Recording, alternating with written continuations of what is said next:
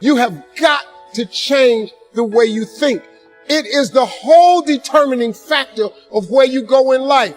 We are all where we are today because we thought ourselves to this position. If you don't like the position, think yourself out of it. Change your attitude, you change your altitude. I'm going to tell you something that every successful person has to do, including you. Believe it or not, every successful person in this world has jumped. I'm going to tell you what I mean by that. You are going to have to jump. You cannot just exist in this life. You have got to try to live. If you are waking up thinking that there's got to be more to your life than it is, man, believe that it is. Believe in your heart of hearts that it is. But to get to that life, you're going to have to jump. You see people in life, when you're standing on the cliff of life and you see people soaring by, when you see people soaring, going to exotic places, you hear about them doing wonderful things. Maybe you look up the street and your neighbor just gets a car every year, every 2 years. You know, how is he doing that? Have you ever thought, maybe this person right here has identified their gift and is living in their gift? Because your Bible says, your Bible says your gift will make room for you. Your gift, not your education. You go get an education, that's nice. But if you don't use your gift, that education only gonna take you so far. I know a lot of people got degrees, man. They ain't even using it. It's your gift. But the only way for you to soar is you got to jump. You got to take that gift that's packed away on your back. You got to jump off that cliff and pull that cord. That gift opens up and provides the soar. If you don't ever use it, you're going to just go to work. And if you're getting up going to work on a job every day that you hate going to, that ain't living, man. You just existed. At one point in time, you ought to see what living's like. But the only way to see what living like, you got to jump. And here's the problem. Let me just be real with you. When you first jump, let me tell you something. Your parachute will not open right away. I'm sorry. I wish I could tell you it did, but it don't. When you jump, it's not going to open right away. You're going to hit them rocks. You're going to get some skin tore off on them cliffs. You're going to get all your clothes tore off. You're going to get some cuts on you. You're going to be bleeding pretty bad. But eventually, the parachute has to open. That is a promise of God. Here's another thing. You can play it safe and deal without the cuts and the tears. And you can stand on that cliff of life forever safe. But if you don't jump, I got another promise I can make you. Your parachute will never open. You'll never know. You'll never know what God really has. I was speaking at a school once. I was talking to the students. The principal was mortified with my message because I was telling the truth. I was telling the kids, your education is important, but your education is not the most important thing in your life. I'm sorry, it's not. Your dream is the most important thing in this world. Principal came up on the stage while I was speaking. Don't ever say that to my school again. Well, I'm just telling you, dog. You could save your kids a lot of pain if you ever talk to them about their dreams. You got to talk to young people about their dreams. If you talk to kids about their dreams, your dreams can spur you to get the education. But if you never find out what a child is dreaming about, you can't hold their attention. It's the dream, man. You got to dream about something so big that it dwarfs all your fears. The way you overcome fear is with your dream. You got to make your dream so big that nothing matters except that dream. You're willing to do everything that's necessary. I was listening to Will Smith the other day. Will Smith said the best things in life is on the other side of fear. It's on the other side of fear. But fear freezes people, man. The fear of failure freezes people. Suppose I don't do it. Well, you might not make it. But I got news for you. If you don't do it, you damn sure ain't gonna make it. And it's easy to lose that sense of vision in your life through disappointments. Hey, we've all had them. You get all excited about something and then, life seems to crush it. Somebody betrays you. You betray yourself. You don't follow through and then you don't trust yourself at the same level. What makes somebody a leader is they build this certainty, and not only with focus, not only do they get a vision for what they want, but they bring that certainty in their body. Listen, if you've ever been to one of my live events, you know that one of the greatest things about, let's say, Unleash the Power Within is you go through a weekend where you literally train your nervous system to have certainty. I mean, how the heck do we get people to storm through fire? It's not about firewalking. It's about getting yourself to be able to take action in the areas of your life that normally you would more than hold back, where your brain would take over and say, I can't do this. Are you crazy? Somebody else did it, but not me. What we do is get people in a state where you're going to follow through, where you're going to face your fear and do it anyway. And the way we do that, besides changing people's focus, showing you how to direct and control that focus, is also by learning how to use your body as the tool to change your state. Listen, if I drop my shoulders enough, if I were to breathe shallow enough, if I were to slow down and say, I don't know, I'll give it a try, and go into this state, I'd be like Samson getting his hair cut off, right? Because what we don't realize is that our mind is directly affected by the way we use our body. If you change the tempo in which you move, if you change the way you breathe, if you change the way you use your voice, you literally change your biochemistry.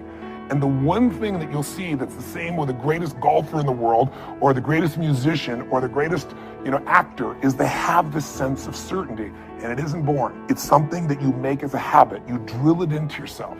I sure as heck didn't have that sense of certainty growing up, not even close. And what I found myself doing early on is I felt so uncertain, I couldn't get myself to do anything. So I developed these rituals of certainty. I would go on these runs, and on the run, even though I didn't feel like it, I would do these incantations where I would say out loud over and over again, God's wealth is circulating in my life. His wealth flows to me in avalanches of abundance. All my needs, desires, and goals are met instantaneously by infinite intelligence.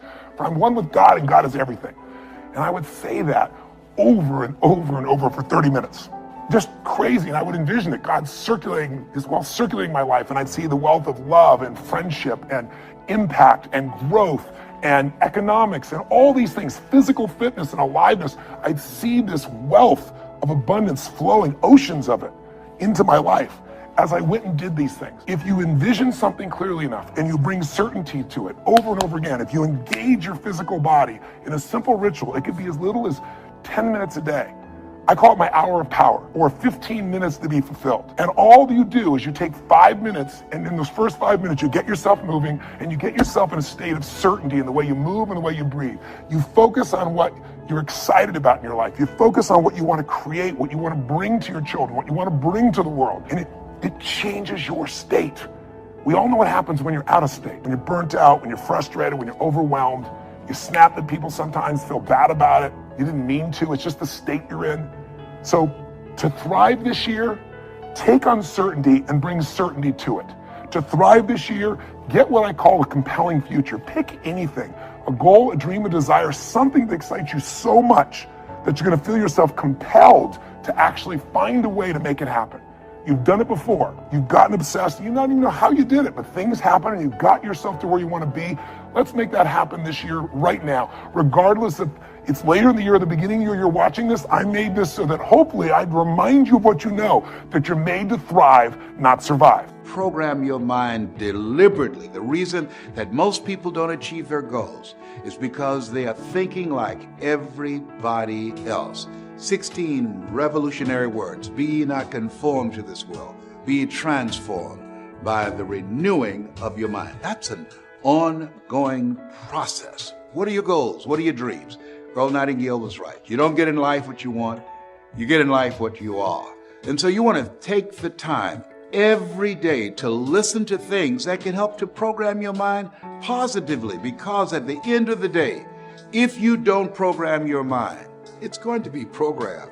Trust me, it's going to be bombarded with all kind of head trash, commercials. I was at a service station pumping gas and a commercial came up.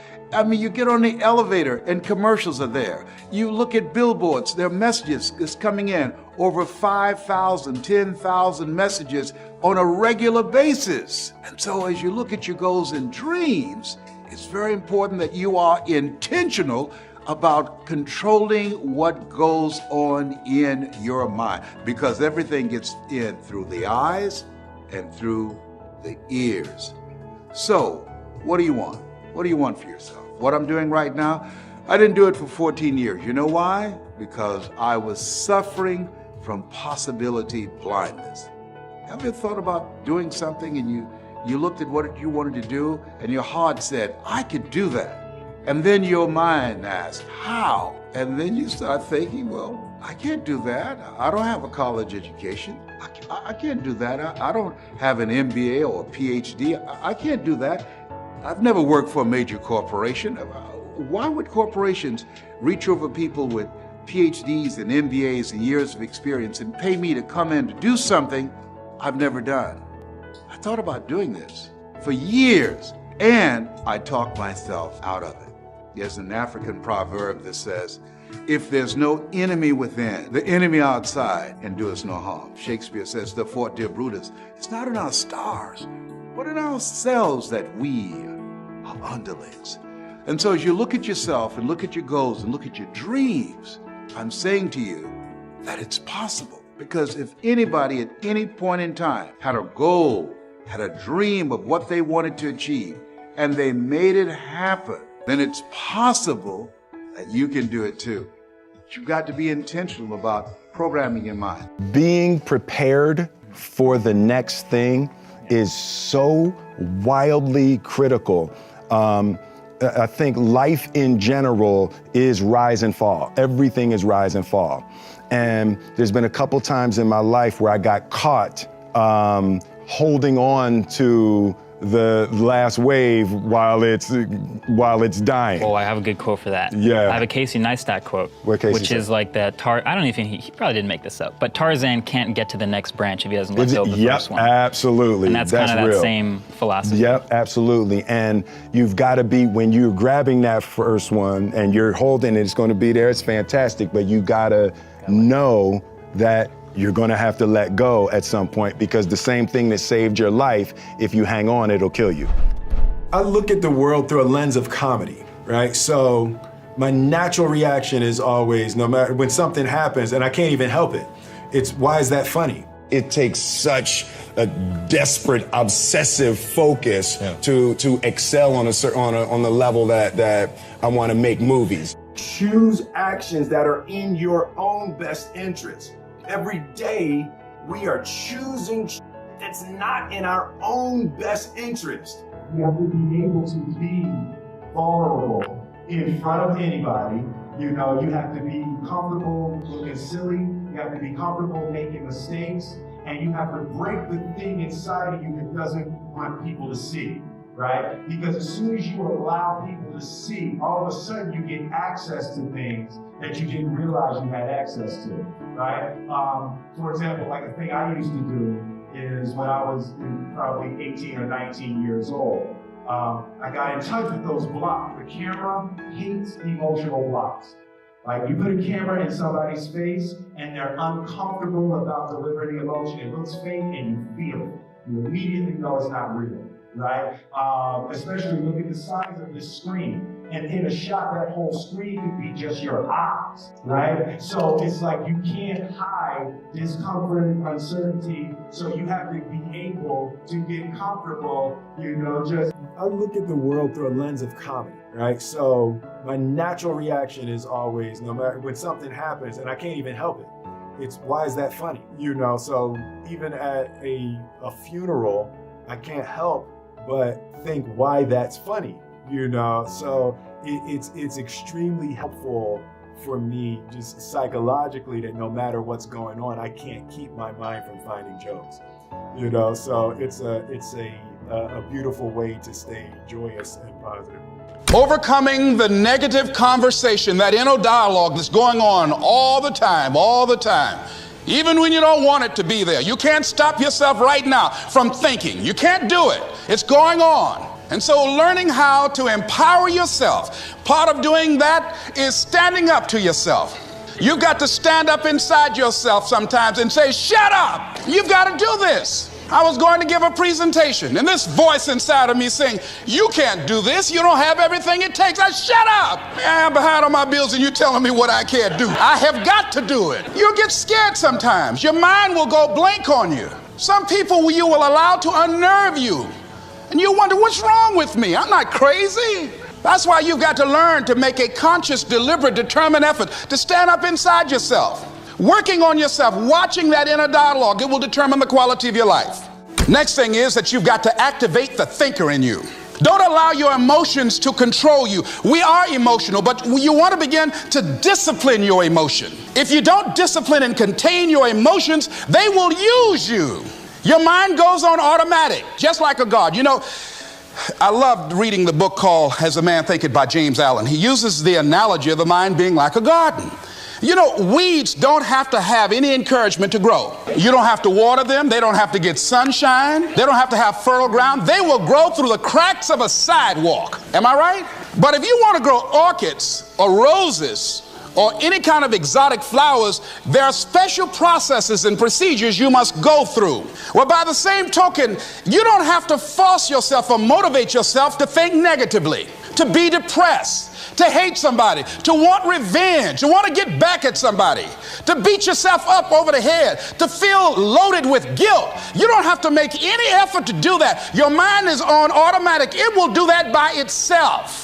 I'm saying this is a time more than ever that you want to begin to inoculate yourself with positive words, coming to conventions, showing up on meetings, being on the calls, to make yourself unstoppable, to get out of your mind the polluting negative thoughts that's causing most people to go through life being stuck because they're volunteer victims. Somebody said that many people die at age 25 and don't get buried until they're 65 because they got so much garbage in their minds. You are here because you've got a clear vision of what you want and where you're going.